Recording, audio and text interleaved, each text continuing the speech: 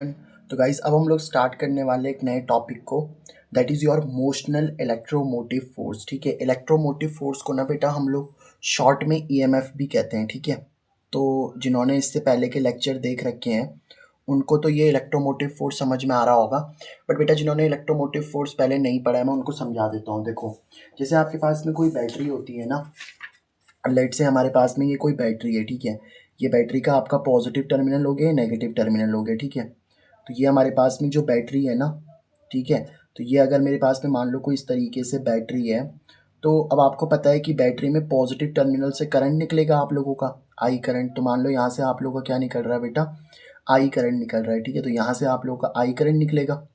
तो देखो, जब ये करंट आपका निकलेगा ना, तो इस करंट को चलाने के लिए एक फोर्स की ज़रूरत होगी। मतलब इस करंट को, जो आप लोगों का करंट बन रहा है ना, उस करंट को मूव करने के लिए एक फोर्स की ज़रूरत होती है। और उस फोर्स को ही हम लोगों ने क्या नाम दे दिया बेटा, ईएमएफ का नाम दे दिया। That is your electromotive force, है ना, उसको हम लोगों ने ईएमएफ का नाम दे दिया। ठीक है, अच्छा, अब मैं आप लोगों को बताता हूँ। जैसे मान लो कि हमारे पास में क्या है, इस तरीके से। अब इसकी जो डेरिवेशन है आप आराम से समझना, एक एक चीज़ आपको समझ में आ जाएगी। ठीक है, तो मान लो इस तरीके से हम लोग क्या ले लेते हैं, लेट से हमारे पास में एक स्लाइडर है। आप स्लाइडर समझते हो क्या बेटा, है ना, आप लोग स्लाइडर समझते हो। स्लाइडर मतलब जिस पे चीज़ें आपकी स्लाइड कर सकती हैं। ठीक है, अभी समझाता हूँ, टेंशन मत लो। तो ये आपके पास में क्या करा मैंने, इस तरीके से एक स्लाइडर ले लिया। ठीक है, एनसीईआरटी में भी ऐसा ही बना है, तो यहाँ पे भी मैंने ऐसे ही बना दिया। तो ये क्या है बेटा आप लोगों का, ये आप लोगों का स्लाइडर है। देखो, इस स्लाइडर पे क्या किया मैंने, जैसे ये जो आपकी स्लाइडर रहा होगा ना, ये जो आपका स्लाइडर रहा, तो इस स्लाइडर पे क्या किया मैंने, जैसे मान लो यहाँ पे मैंने एक रॉड रखी है इस तरीके से। ये मान लो आपके पास में क्या है, इस तरीके से एक रॉड है। ठीक है, तो इस रॉड को आप स्लाइड कर सकते हो, मतलब इस रॉड को आप आगे पीछे इसके ऊपर कर सकते हो। जैसे मान लो आप इस रॉड को यहाँ पे लेकर के आ गए, है ना, तो इस रॉड को आप इस तरीके से आगे पीछे कर सकते हो, मतलब आप रॉड को इस पे स्लाइड कर सकते हो। ठीक है, समझ रहे हो इस बात को। तो रॉड को आप लोग रॉड समझते हो ना, एक मतलब कोई भी आप लोगों का कंडक्टर टाइप का। कंडक्टर मतलब जिसमें से आप लोगों का करंट फ्लो हो सकता है। ठीक है, कंडक्टर का मतलब समझते हो ना आप लोग, कंडक्टर का मतलब जिसमें से आप लोगों का करंट फ्लो हो सकता है। ठीक है, तो इस ये जो हम लोगों ने रॉड ली है, इसमें से कंडक्टर करंट फ्लो हो सकता है आप लोगों का। ठीक है, तो मतलब ये जो मैंने स्लाइडर लिया है ना, इस पे मैंने एक रॉड ली होगी या कंडक्टर लिया होगा। ठीक है, तो इस तरीके से आपने कंडक्टर लिया होगा और वो कंडक्टर आपका इस पे स्लाइड कर सकता है। ओके सर, अब मान लो ये जो स्लाइडर है ना बेटा आपका, ये स्लाइडर की लेंथ कितनी है, मान लो हमारे पास में इस स्लाइडर की जो लेंथ है, वो लेंथ मैं कितनी ले लेता हूँ यहाँ पे, एल ले लेता हूँ। तो इसकी जो लेंथ है वो एल ले ली मैंने, और यहाँ से यहाँ तक इसकी जो डिस्टेंस है ना, उस डिस्टेंस को मैंने कितना ले लिया यहाँ पे, लेट इट बी एक्स ले लिया। तो यहाँ से यहाँ तक इसकी डिस्टेंस को मैंने एक्स ले लिया।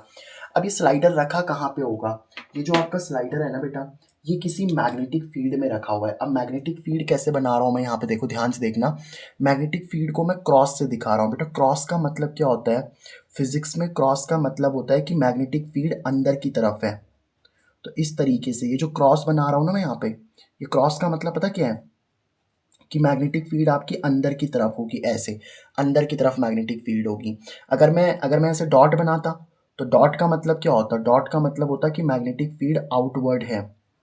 लेकिन अगर मैं क्रॉस बना रहा हूँ, तो क्रॉस का मतलब क्या है, कि मैग्नेटिक फील्ड कैसी है आप लोगों की यहाँ पे, इनवर्ड है, मतलब अंदर की तरफ मैग्नेटिक फील्ड है। ठीक है, तो ऐसे अंदर की तरफ हम लोग मैग्नेटिक फील्ड को बना लेते हैं बेटा पहले तो, है ना, तो अंदर की तरफ हम लोग मैग्नेटिक फील्ड को बना देते हैं इस तरीके से। फिर आपको ये बात ज़्यादा समझ में आ जाएगी, टेंशन मत लेना, एक एक चीज़ अभी आपको समझ में आ जाएगी। ठीक है, तो इनवर्ड आपकी मैग्नेटिक फील्ड बना देता हूँ मैं इस तरीके से, है ना, इस तरीके से आपकी अंदर की तरफ मैग्नेटिक फील्ड है, क्रॉस से दिखा दी मैंने पूरी मैग्नेटिक फील्ड।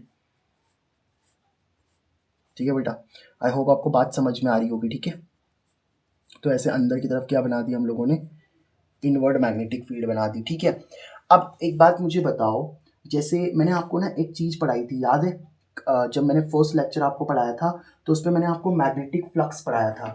एक्चुअल में मैग्नेटिक फ्लक्स का मतलब क्या होता है, देखो, जैसे मान लो ये मेरे पास में कोई सरफेस है। ठीक है, लेट से ये मेरे पास में कोई सरफेस है, तो इस सरफेस से ना, जैसे ये सरफेस है, तो इससे कितनी मैग्नेटिक फील्ड लाइंस निकल रही हैं, जैसे मान लो यहाँ से 3 मैग्नेटिक फील्ड लाइंस निकल रही हैं। तो मैग्नेटिक फ्लक्स को हम लोग फाई बी से डिनोट करते थे। फाई बी का मतलब क्या होता है बेटा, यहाँ पे फाई बी का मतलब होता है मैग्नेटिक फ्लक्स, है ना। तो ये जो फाई बी होता है ना, फाई बी का मतलब क्या होता है यहाँ पे, मैग्नेटिक फ्लक्स। तो मैग्नेटिक फ्लक्स कितना हो जाएगा यहाँ पे, क्योंकि 3 मैग्नेटिक फील्ड लाइंस निकल रही है ना, तो मैग्नेटिक फ्लक्स की वैल्यू कितनी हो जाएगी, 3 हो जाएगी। तो मतलब किसी सरफेस से कितनी मैग्नेटिक फील्ड लाइंस निकल रही हैं, ठीक है। मतलब और वो मैग्नेटिक फील्ड लाइंस कैसी निकलनी चाहिए बेटा आप लोग की, परपेंडिकुलर निकलनी चाहिए। परपेंडिकुलर का मतलब होता है 90 डिग्री के। जैसे मान लो ये सरफेस है ना आपके, तो सरफेस के ऐसे परपेंडिकुलर जानी चाहिए मैग्नेटिक फील्ड लाइंस, ऐसे उसके साथ साथ नहीं जानी चाहिए, ऐसे परपेंडिकुलर जानी चाहिए आप लोगों की, ठीक है। और मैग्नेटिक फ्लक्स का मैंने आपको एक फॉर्मूला भी बताया था बेटा। मैग्नेटिक फ्लक्स का क्या फॉर्मूला होता था, बी ए कॉस थीटा। देखो मैं समझाता हूँ आप लोगों को कि ये बी ए कॉस थीटा क्या होता है। देखो बी आपकी मैग्नेटिक फील्ड होगी कि नहीं होगी, यस सर। तो मान लो मैग्नेटिक फील्ड आप लोग की ये हो गई, चलो ये तो मैग्नेटिक फील्ड है। मैग्नेटिक फील्ड वेक्टर क्वांटिटी होती है ना, इसलिए मैंने इसके ऊपर एरो लगा दिया। ए क्या होता है बेटा आप लोगों का, ए होता है सर एरिया वेक्टर। अब ये एरिया वेक्टर का मतलब क्या होता है, देखो area vector always perpendicular to the surface होता है। जैसे ये सरफेस है ना आप लोगों की, तो इस सरफेस के परपेंडिकुलर ये हो जाएगा एरिया वेक्टर। जैसे देखो ये सरफेस है ना, तो इस सरफेस के यहाँ पे भी हो सकता है आप लोगों का एरिया वेक्टर, और इसका ये वाला भी हो सकता है एरिया वेक्टर। अब कौन सा एरिया वेक्टर लेना है वो तो हमें पता, वो तो मैं आपको भी बताऊंगा कैसे एरिया वेक्टर लेना है, कौन सा लेना है। देखो एरिया वेक्टर ये भी हो सकता है, ये भी हो सकता है। जैसे मान लो ये सरफेस है आप लोगों की, तो इस सरफेस के परपेंडिकुलर या तो ऐसा होगा एरिया वेक्टर, या तो आपका ऐसा होगा एरिया वेक्टर। तो कौन सा लेना है वो आपको अभी क्वेश्चन में समझ आ जाएगा, जब हम डेरिवेशन करेंगे ना आगे, तो आपको समझ में आ जाएगा, ठीक है। तो एरिया वेक्टर क्या होता है, सरफेस के परपेंडिकुलर। जैसे मान लो सरफेस ये रखी है, तो सरफेस के परपेंडिकुलर यहाँ हो जाएगा एरिया वेक्टर। सरफेस ऐसी रखी है तो एरिया वेक्टर ऐसे हो जाएगा। आई होप आपको बात समझ में आ रही होगी, ठीक है। तो अब देखो यहाँ पे मैं क्या करूँगा, यहाँ पे मैं एक फॉर्मूला निकालूंगा, कौन सा, मैग्नेटिक फ्लक्स का फॉर्मूला। यहाँ पे काम करो, मैग्नेटिक फ्लक्स का फॉर्मूला निकालना जरा। देखो अगर आप यहाँ पे मैग्नेटिक फ्लक्स का फॉर्मूला लगाओगे ना, तो मैग्नेटिक फ्लक्स फाई बी का मतलब क्या हो गया यहाँ पे आप लोगों का, फाई बी का मतलब हो गया हमारे पास में मैग्नेटिक फ्लक्स, ठीक है। भाई देखो मैग्नेटिक फील्ड है, जैसे ये इनवर्ड मैग्नेटिक फील्ड है, तो मैग्नेटिक फील्ड में मैग्नेटिक फील्ड लाइंस जारी होंगी, तो मैग्नेटिक फ्लक्स तो बनेगा ना। तो मैग्नेटिक फ्लक्स का क्या फॉर्मूला हो जाता है, बी ए कॉस थीटा। अब देखो यहाँ पे जो थीटा होता है ना, ये जो थीटा होता है बेटा, थीटा क्या होता है, theta is the angle between. वैसे इस डेरिवेशन के 2 मेथड हैं, बट अभी मैं आप लोगों को एक ही मेथड समझा रहा हूँ। अगर आपको दूसरा मेथड भी जानना होगा ना, तो आप मुझे कमेंट कर देना, मैं आपको दूसरा मेथड भी समझा दूंगा, ठीक है। Theta is the angle between, theta is the angle between, किस किस के बीच का एंगल होता है ये, पी वेक्टर मतलब मैग्नेटिक फील्ड, बी मतलब magnetic field, and A vector, A मतलब एरिया वेक्टर।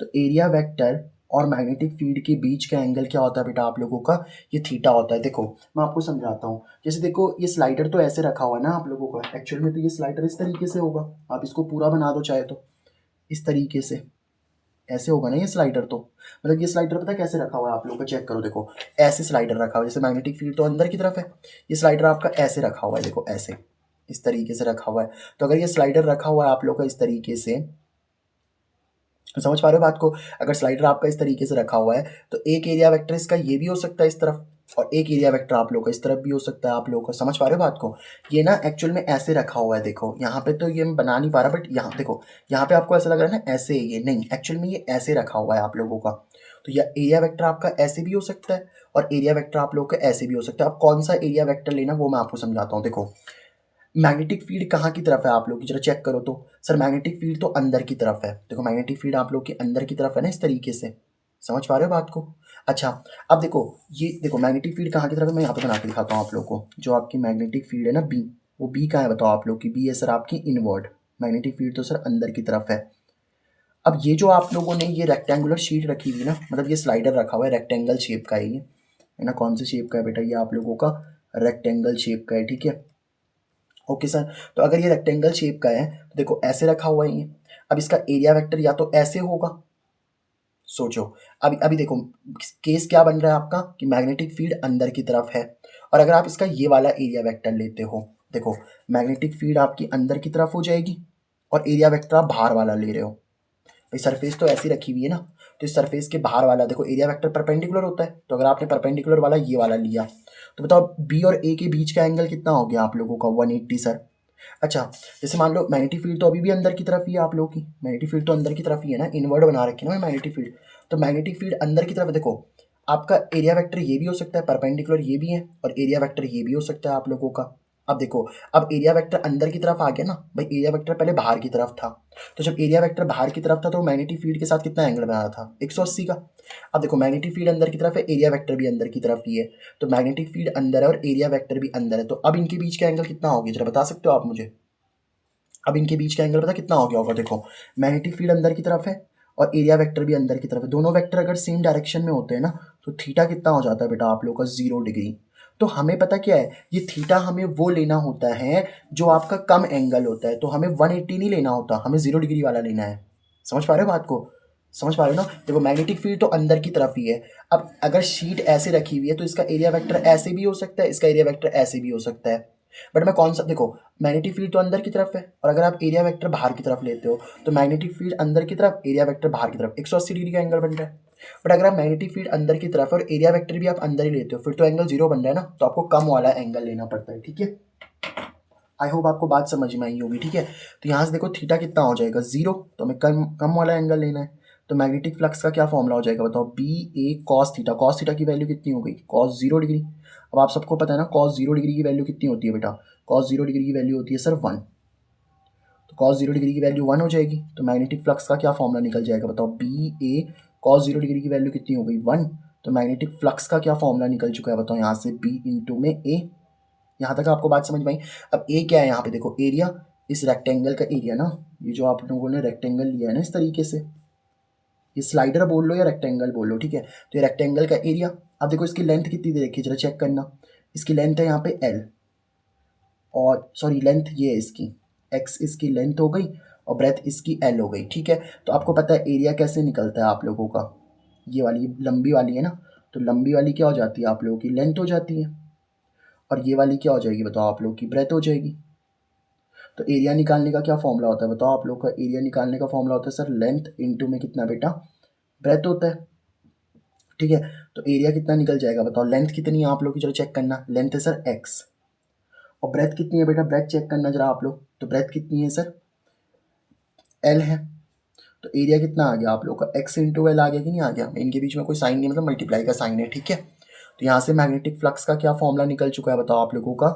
मैग्नेटिक फ्लक्स का फॉर्मूला निकल चुका है बी, ए की जगह पे मैं ये लिख सकता हूँ ना, ए की जगह पे क्या लिख सकते हो आप लोग? एक्स इंटू में कितना? एल, ये आपका मैग्नेटिक फ्लक्स निकल चुका है। ठीक है सर, यहाँ तक आपको बात समझ में आई? बट हमें देखो मैग्नेटिक फ्लक्स थोड़ी ना निकालना था, हमें तो निकालना था कि इलेक्ट्रोमोटिव फोर्स कितनी होगी, मतलब ये जो आप लोगों का ये कंडक्टर है ना, इस कंडक्टर पे कितनी इलेक्ट्रोमोटिव फोर्स लग रही होगी। समझ पा रहे हो बात को? तो सर इलेक्ट्रोमोटिव फोर्स का मतलब हमें ई निकालना है ना? अच्छा आप बोलोगे इलेक्ट्रोमोटिव सर फोर्स कैसे सर? एक बार बताओ, ये कंडक्टर है ना, तो ये कंडक्टर है तो इसके पास में इलेक्ट्रॉन्स तो होंगे ना बेटा? समझ पा रहे हो बात को? ये इलेक्ट्रॉन्स तो होंगे। अब मान लो आपके जो इलेक्ट्रॉन्स है ना, वो लेट से वो आपके इलेक्ट्रॉन्स ऐसे नीचे की तरफ जा रहे हैं। ठीक है, इलेक्ट्रॉन्स पे फोर्स कहाँ की तरफ लग रही है बेटा? आपकी नीचे की तरफ लग रही है। ठीक है सर, कोई दिक्कत नहीं है। तो इलेक्ट्रॉन्स पे फोर्स मान लो कहाँ की तरफ लग रही है आप लोग की? नीचे की तरफ लग रही है। ठीक है, तो अगर यहाँ पे नीचे की तरफ फोर्स लग रही है तो करंट आपका ऊपर बनेगा कि नहीं बनेगा? यस सर, है ना? करंट कहाँ बनेगा बेटा आप लोगों का? ऊपर, क्योंकि करंट जो होता है ना वो इलेक्ट्रॉन के फ्लो की ऑपोजिट डायरेक्शन में चलता है।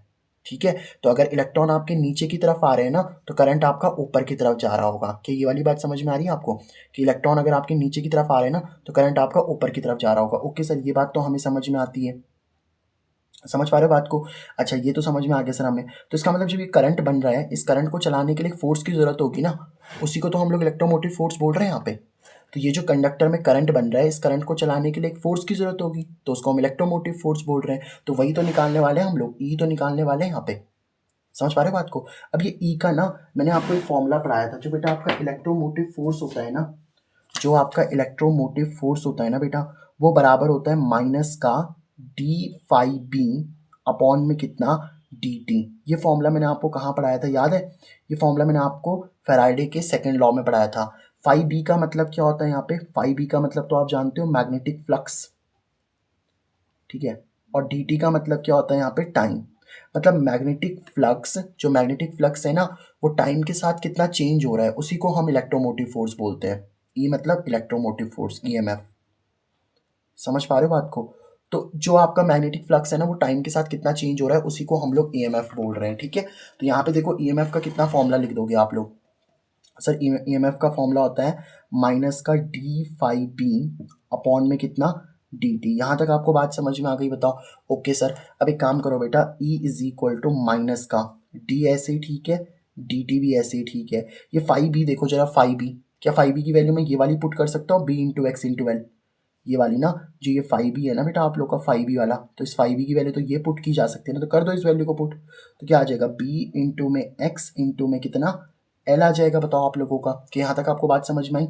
अब देखो मैग्नेटिक फील्ड तो कांस्टेंट होगी आप लोगों की, बी तो कांस्टेंट होगा ना, बताओ आप लोगों का, बी तो आपका कांस्टेंट हो जाएगा, है ना। तो बी कांस्टेंट है तो बाहर निकाल दो, और क्या कांस्टेंट होगा, देखो एल भी कांस्टेंट होगा, तो एल को बाहर निकाल दो। आप बोलोगे एल कैसे कांस्टेंट सर? देखो एक बार बताओ बेटा, ये जो रेक्टेंगल आपने बनाया है ना, ये जो आपने ये स्लाइडर बनाया है, ये जो आपने स्लाइडर बनाया है, इस स्लाइडर की लेंथ तो हमेशा कभी भी चेंज होगी नहीं, ये तो हमेशा एल ही रहेगी ना। और यहाँ से यहाँ तक देखो अभी भी एल ही है, यहाँ से यहाँ तक देखो तो अभी भी एल ही है, यहाँ से यहाँ तक देखो अभी भी एल ही है, बट एक्स चेंज हो रहा होगा। देखो पहले एक्स इतना था, तो लेट्स मैं इसको एक्स वन बोल देता हूँ, फिर एक्स आपका इतना हो गया, है ना, यहाँ से यहाँ तक अगर एक्स टू बोल सकते हैं, फिर आपका एक्स कितना हो गया होगा बताओ, एक्स थ्री हो गया होगा, तो एक्स तो चेंज हो रहा है। सोचो ना, जब ये स्लाइडर यहाँ पे रहा होगा तो एक्स की कुछ और वैल्यू रही होगी, जब स्लाइडर यहाँ पे था तो एक्स की वैल्यू कुछ और रही होगी, जब स्लाइडर यहाँ पे आया तो एक्स की और वैल्यू हो गई होगी, मतलब एक्स चेंज हो रहा है आप लोगों का। समझ पा रहे हो बात को? समझ पा रहे हो ना बात को? तो एक्स आपका चेंज हो रहा है, बी और एल तो कांस्टेंट होंगे, ठीक है, तो बी और एल तो कांस्टेंट होंगे बेटा आप लोग का, एक्स आपका चेंज हो रहा होगा, ठीक है। तो यहाँ पे क्या बन जाएगा आप लोग का, डी बाई डी टी, और साथ में कितना आ जाएगा बेटा आप लोग का एक्स। अब आपने ये वाली चीज़ पढ़ी है कहीं पे क्या बेटा, एक्स क्या है बताओ यहाँ पे, एक्स तो डिस्टेंस है ना भाई। ये जो आपकी रॉड है, ये जो आपकी रॉड है या कंडक्टर है, ये कंडक्टर आपकी कितनी डिस्टेंस पे है, ये जो आपका कंडक्टर है ना, ये कंडक्टर कितनी डिस्टेंस पे, देखो पहले अभी अभी एक्स डिस्टेंस पे, यहाँ पे लेके आ जाओगे तो कोई और डिस्टेंस हो जाएगी, देखो ना, यहाँ पे देखो, ये जो आपकी डिस्टेंस है अब यहाँ पे आ जाएगी, फिर ये डिस्टेंस आ जाएगी, फिर ये डिस्टेंस आ जाएगी, और डिस्टेंस तो चेंज होती जा रही है ना। तो अगर डिस्टेंस टाइम के साथ चेंज होती है, मान लो जब टाइम आपका 2 सेकेंड था तो डिस्टेंस यहाँ x1 थी, जब टाइम आपका 3 सेकेंड हुआ तो डिस्टेंस x2 हो गई। मतलब टाइम के साथ डिस्टेंस चेंज होती है, और टाइम के साथ अगर डिस्टेंस चेंज होती है ना, तो x क्या है बताओ आप लोग की, x इज डिस्टेंस, एक्स क्या है बेटा आप लोग की डिस्टेंस, और टी क्या है बेटा बेटा आप लोगों का टाइम। तो अगर आपकी डिस्टेंस टाइम के साथ में चेंज होती है ना, डिस्टेंस आपकी टाइम के साथ में चेंज होती है ना, तो उसको बोलते हैं वेलोसिटी। तो इसका फॉर्मूला क्या बन जाएगा, माइनस का B L D X by D T को क्या लिख देंगे हम लोग, बी, वी, वी मतलब वेलोसिटी, ठीक है। तो देखो जैसे अगर हमारे पास में एक कंडक्टर था ना, तो इस कंडक्टर में इलेक्ट्रॉन्स पे देखो, इस कंडक्टर में करंट फ्लो हो रहा होगा, तो उस करंट को चलाने के लिए जितनी फोर्स की रिक्वायरमेंट होती है ना बेटा, वो होता है आप लोग का माइनस का बी एल वी, ठीक है। तो आई होप आपको ये वाला जो टॉपिक है motional electromotive force, I hope आपको ये वाला जो टॉपिक है ना वो समझ में आ गया होगा, ठीक है। अब एक काम करते हैं, अब हम लोग नेक्स्ट डेरिवेशन करते हैं यहाँ पे, जो कि आप लोगों की है ना, जो कि एक मोस्ट इंपॉर्टेंट डेरिवेशन है, दोनों की दोनों मोस्ट इंपॉर्टेंट डेरिवेशन है, ठीक है। अब देखो हमें एक्सप्रेशन निकालना है, एक्सप्रेशन फॉर, पहले हेडिंग डाल लो फिर मैं आपको समझा दूंगा आराम से, कोई टेंशन नहीं है। तो हेडिंग डाल लो आप लोग, expression for, expression for, expression for EMF induce, induce का मतलब जो बनता है ना, इलेक्ट्रोमोटिव फोर्स, ईएमएफ मतलब इलेक्ट्रोमोटिव फोर्स, और इंड्यूसेस मतलब जो बनता है।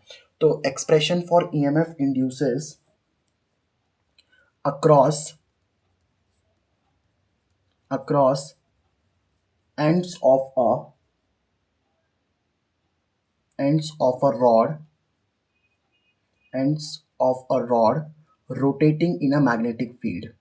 मैं आपको इस टॉपिक को आराम से समझाता हूँ, टेंशन मत लेना, एक एक चीज आप लोगों को समझ में आ जाएगी, ठीक है, ठीक है, एक एक चीज आपको समझ में आएगी, टेंशन मत लेना। देखो बड़ा सिंपल सा टॉपिक है बेटा ये आप लोगों का, और एक एक चीज आप लोगों को 101% समझ में भी आ जाएगी।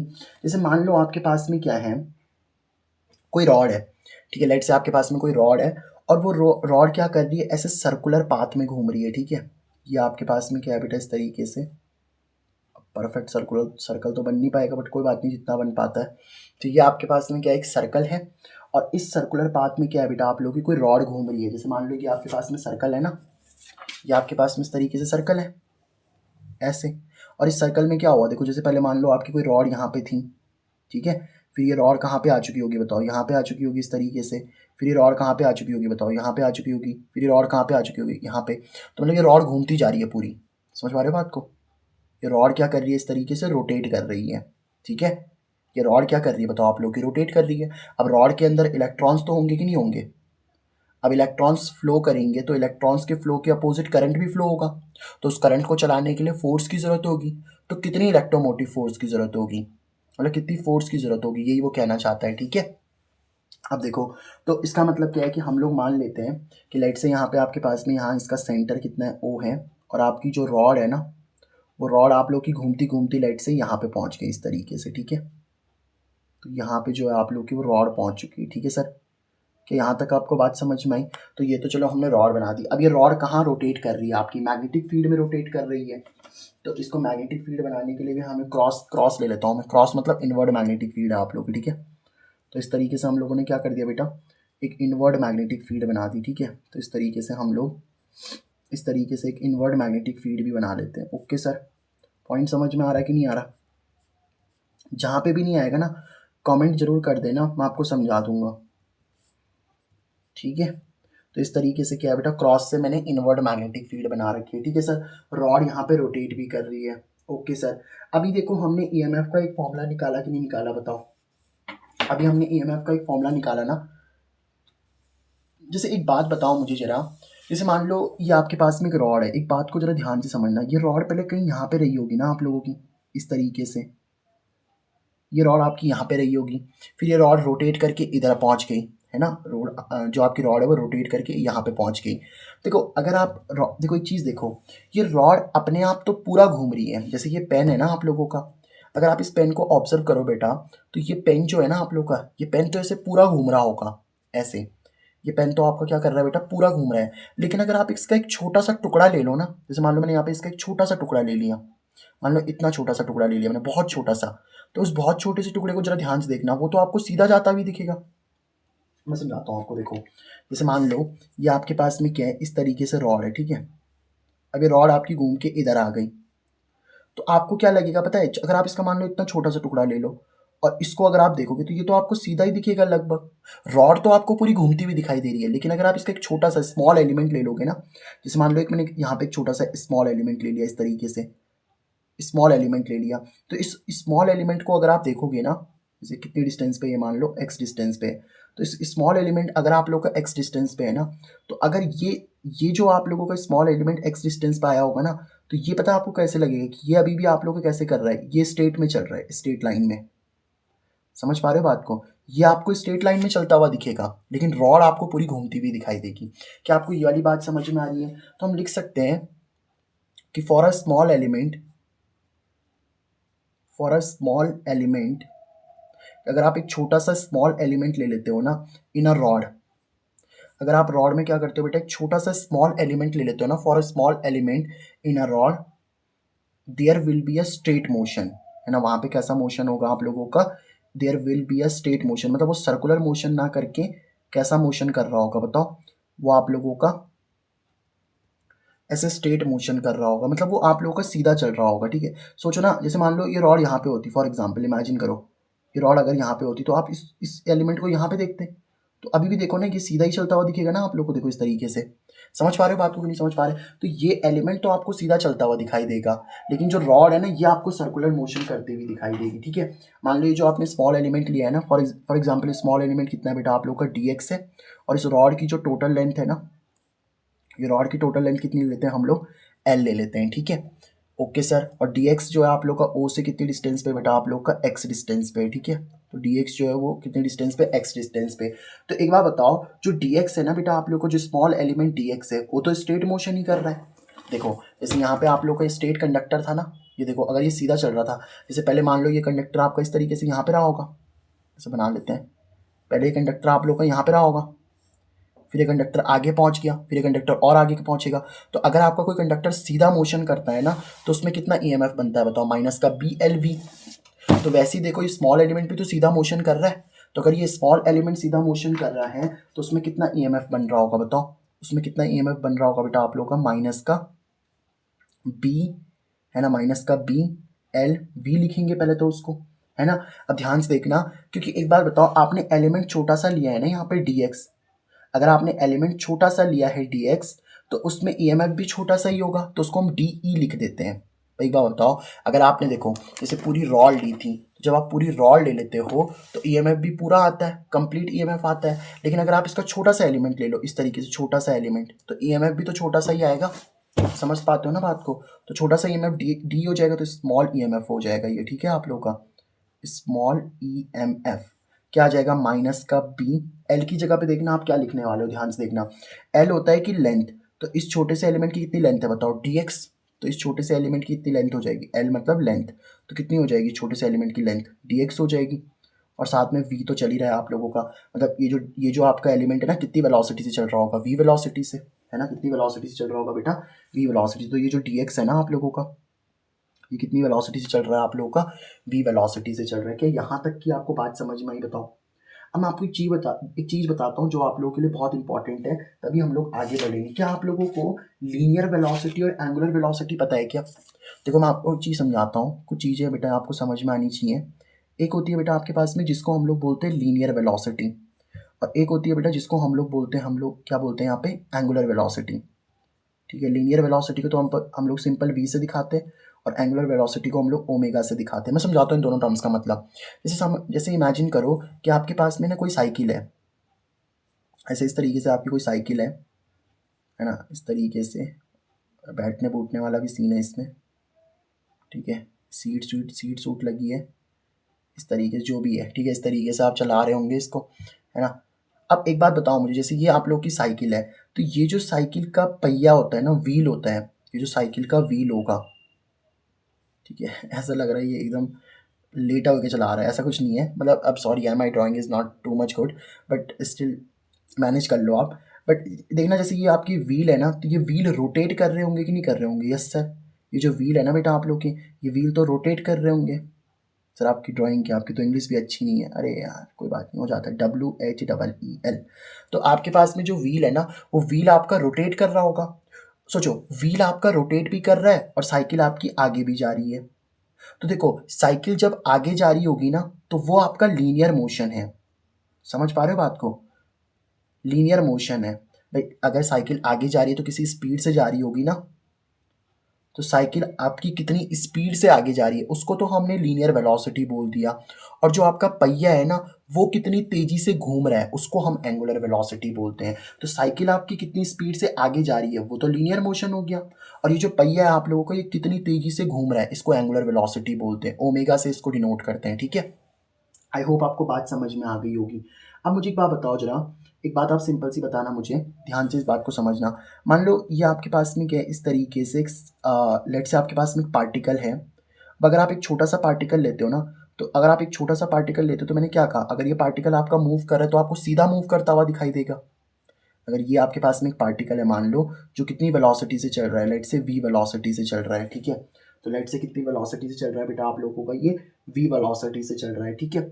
तो अगर ये v वेलोसिटी चल रहा है, तो ये पार्टिकल तो आपको सीधा चलता हुआ दिखाई देगा। मैंने कहा ना, अगर एक छोटा सा एलिमेंट लेते हो ना, तो छोटा सा एलिमेंट आपको सर्कुलर मोशन करता हुआ नहीं दिखेगा, वो आपको एक सीधा चलता हुआ दिखेगा। तो ये पार्टिकल तो आपको सीधा चलता हुआ दिखाई देगा। तो बताओ इसकी लीनियर वेलोसिटी कितनी हो जाएगी, बताओ। इस पार्टिकल की जो लीनियर वेलोसिटी है v, वो कितनी हो जाएगी बताओ। तो देखो, v निकालने का एक ही फॉर्मूला होता है आप लोगों का, total distance upon total time हो जाएगा आप लोगों का, है ना।